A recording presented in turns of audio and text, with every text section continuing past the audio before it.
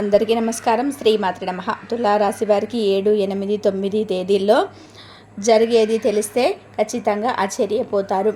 నక్క తోక తొక్కినట్టే అని చెప్పి ఎందుకు చెప్పవలసి వచ్చింది, అంతేకాకుండా ఈ వీడియోని ఒంటరిగా చూడండి అని చెప్పి ఎందుకు చెప్పాల్సి వచ్చింది, ఇదంతా కూడా మీరు వివరంగా తెలుసుకోవాలి అనుకుంటే మాత్రం తులారాశి వారు వీడియోని ఎక్కడ కూడా స్కిప్ చేయకుండా చివరి వరకు చూడండి.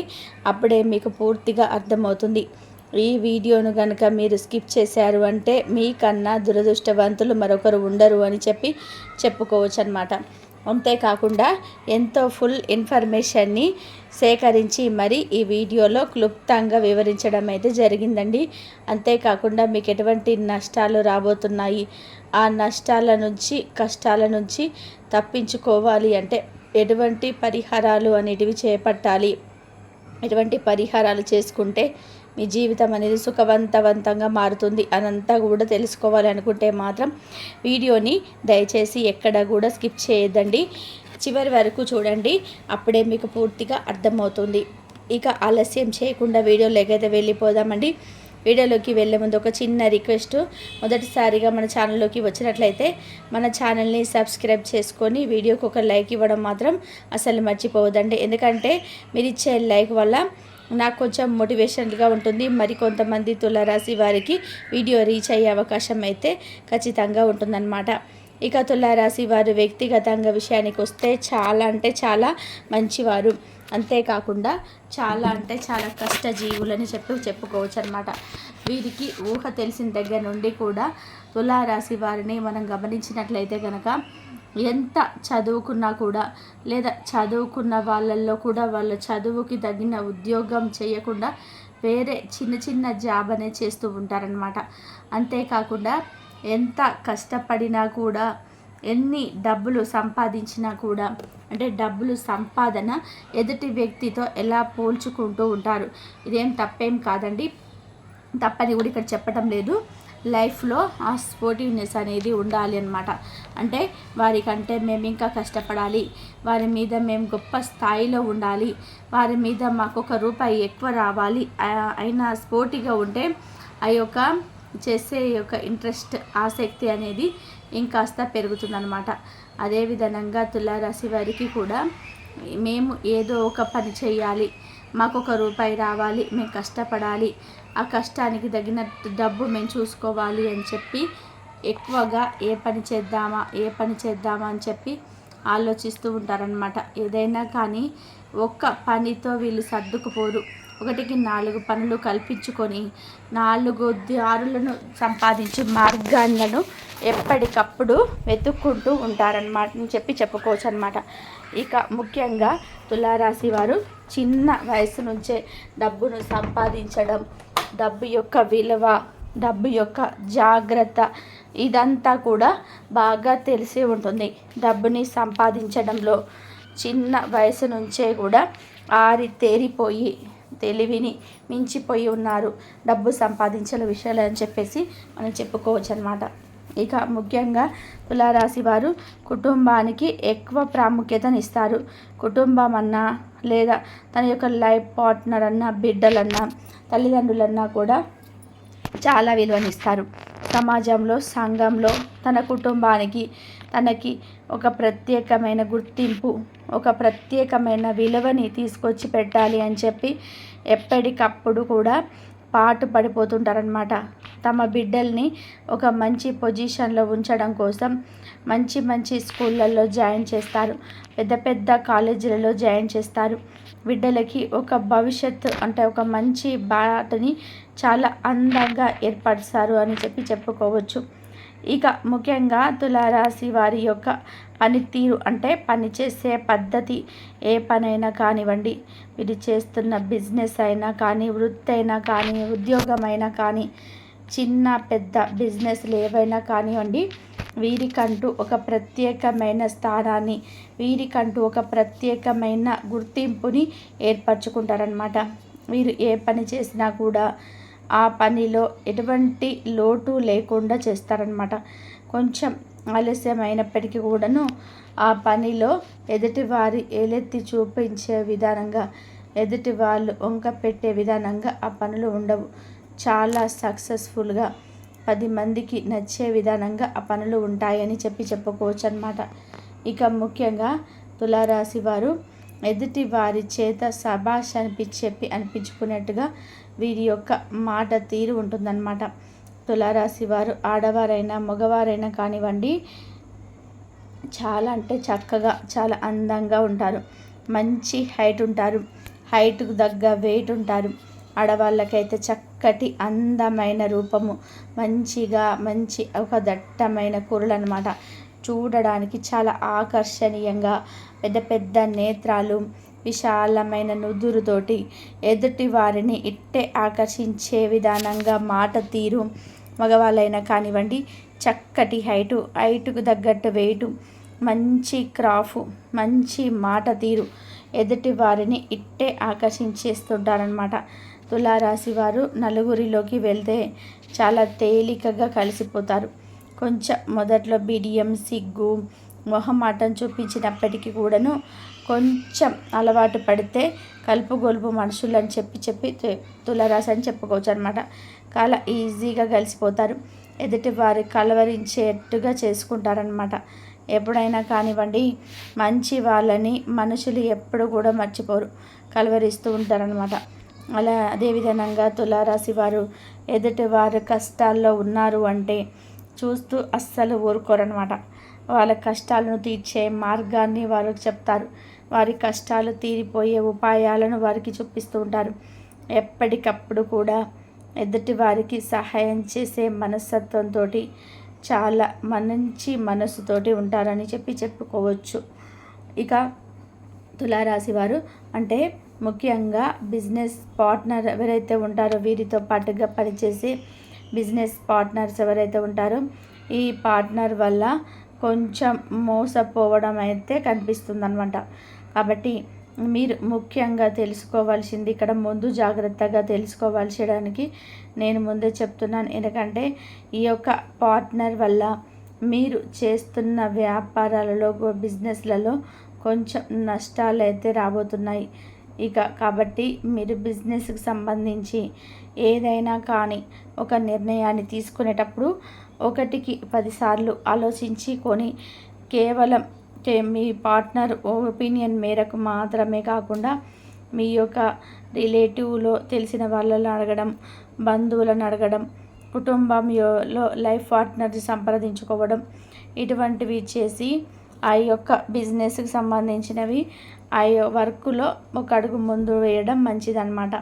ఎందుకంటే లాభం వచ్చినా నష్టం వచ్చినా కూడా మేము 10 మందిని అడిగాము, చేశాము అని ఒక సాటిస్ఫాక్షన్ మీకైతే ఉంటుంది. లేదా మీకు అందులో సక్సెస్ వచ్చిందనుకోండి, 10 మంది అడగడం వల్ల మాకు ఉపయోగకరమైంది అన్న మంచి సాటిస్ఫాక్షన్ కూడా మీకు ఉంటుందన్నమాట. కాబట్టి చేసే వృత్తి పట్ల కొంచెం కాన్సన్ట్రేషన్గా, కొంచెం శ్రద్ధగా ఉండే ప్రయత్నం అయితే తప్పకుండా చేయండి. ఇక ముఖ్యంగా ఈ 3 రోజుల విషయానికి వస్తే కనుక, అంటే 7, 8, 9 తారీఖుల విషయానికి వస్తే, ఈ 3 రోజులు కూడా మీకు వృత్తిపరంగా, ఉద్యోగపరంగా, చిన్న పెద్ద బిజినెస్లు చేసేవారికైనా, ఇక ఏ పనులు చేసేవారికైనా కానివ్వండి, మీకు చాలా అంటే చాలా అద్భుతంగా కలిసి వస్తుందన్నమాట. మీరు చేస్తున్న పనిలో ఏదైనా పెట్టుబడులు పెట్టినట్లయితే ఆ పెట్టుబడి పెట్టిన దగ్గర కూడా మీకు ₹1 పెట్టిన దగ్గర ₹10 కలిసి వచ్చే అవకాశం అయితే తప్పకుండా కనిపిస్తుందన్నమాట.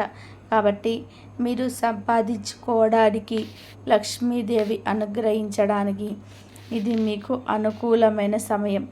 ఈ సమయాన్ని మీరు ఉపయోగించుకొని ₹1 సంపాదించుకునే ప్రయత్నం అయితే చేయండి.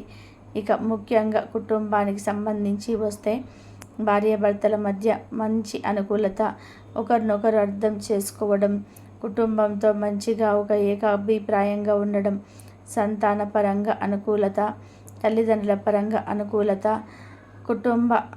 కుటుంబానికి సంబంధించి ఎటువంటి ప్రాబ్లమ్స్ అనేటివి ఈ 3 రోజులు కూడా ఉండవన్నమాట. ఆరోగ్యం కూడా చక్కగా అనుకూలిస్తుంది. ఇక చిన్న చిన్న ప్రయాణాలు తగిలే అవకాశం అయితే 3 రోజులు కనిపిస్తున్నాయి.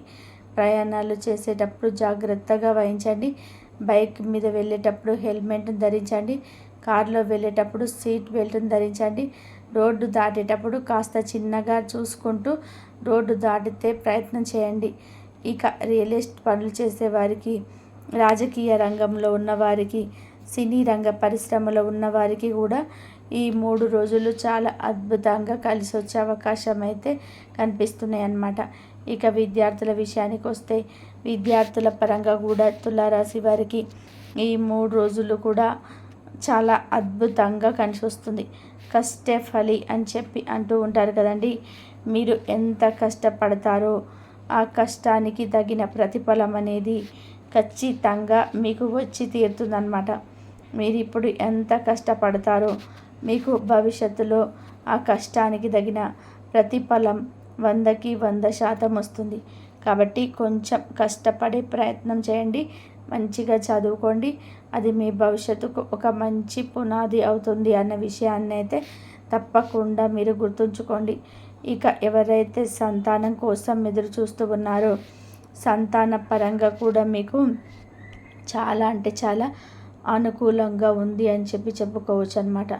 ఇక సంతాన విషయానికి వస్తే ఎవరైతే మాకు పిల్లలు లేరు, ఎన్నో ప్రయత్నాలు చేస్తున్నాము, ఎంతో మెడిసిన్స్ వాడుతున్నాము, అయినా కూడా మాకు ఉపయోగం లేదు అనుకునే వాళ్ళు ఇంకా కొన్నాళ్ళండి, ఎక్కువ కాలం కాదు, కొన్నాళ్ళు కాస్త డాక్టర్ సలహా మేరకు కొంచెం గట్టిగా మీరు మెడిసిన్ వాడుకుంటూ డాక్టర్ చెప్పిన సలహాలను పాటిస్తూ ఆరోగ్యకరమైన ఆహారాన్ని తీసుకుంటూ చక్కగా కొంచెం బరువు తగ్గే ప్రయత్నం కనుక చేసినట్లయితే తప్పకుండా మీకు సంతాన భాగ్యం అయితే కలుగుతుంది.